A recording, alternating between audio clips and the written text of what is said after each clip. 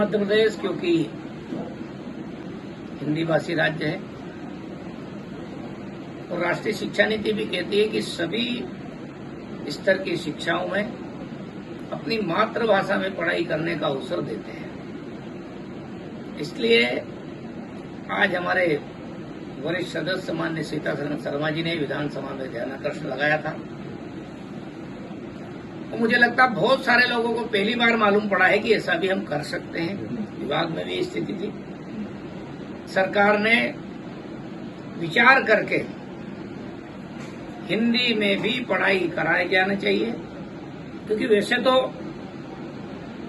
हिंदी और अंग्रेजी शब्दों का उपयोग करते हुए उर्दू में पढ़ाई की जाती है और बहुत सारे शब्द ऐसे हैं जो हिंदी के भी उपयोग में उर्दू के आते हैं।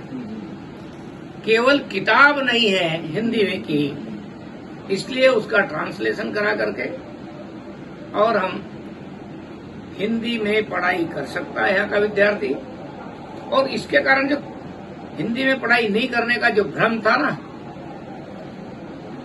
उसके कारण से एससी और एसटी के आरक्षण के जो वर्ग की जो सीटें हैं वो खाली रहती थी। एक प्रकार से अनुसूचित जाति जनजाति के हमारे जो बेटे बेटियां हैं, जो डॉक्टर बनना चाहते हैं, जो यूनानी चिकित्सा के द्वारा जनता की सेवा करना चाहते हैं, अपने लोगों के स्वास्थ्य के क्षेत्र में काम करना चाहते थे, उनको अवसर नहीं मिलता था। अब अगले सत्र से जब हम ये शुरू करेंगे तो एक तो आरक्षण का 100% लोगों को लाभ मिल जाएगा, सभी वर्ग के विद्यार्थी उसमें एडमिशन ले सकेंगे और ग्रामीण क्षेत्र में जो हिंदी भाषा को जानते हैं तो ग्रामीण क्षेत्र में भी हमारे यूनानी के डॉक्टर आने वाले समय में जा सकेंगे। एक प्रकार से स्वास्थ्य सेवाओं को जिस प्रकार सुदृढ़ करने का काम मध्य प्रदेश में हमने शुरू किया, तो जैसे हमने मेडिकल में किया है कि भाई हिंदी की किताबें होगी, लेकिन उसमें कई शब्द ऐसे कि जो अंग्रेजी में प्रचलन में हो गया है, उन शब्दों को हिंदी के शब्दों को उसमें भी लिखा जाएगा और जो परंपरा से अंग्रेजी के चलते उसमें भी लिखा जाएगा। ऐसा हम भी ये करने वाले हैं। मतलब उसमें कुछ शब्द उर्दू भी हिंदी के साथ होंगे, कुछ अंग्रेजी के शब्द भी होंगे, लेकिन वो किताब दिखेगी कि हिंदी में यानी देवनागरी लिपि में लिखी गई है, छपी गई है। अपनी मातृभाषा में पढ़ाई करने वाले विद्यार्थी में भी हीन भावना नहीं आए।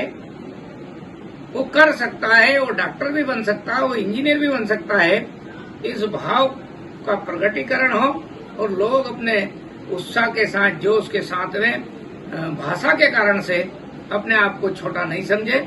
ये भाव देश में बहुत तेज गति के साथ बढ़ाने का काम राष्ट्रीय शिक्षा नीति ने किया है।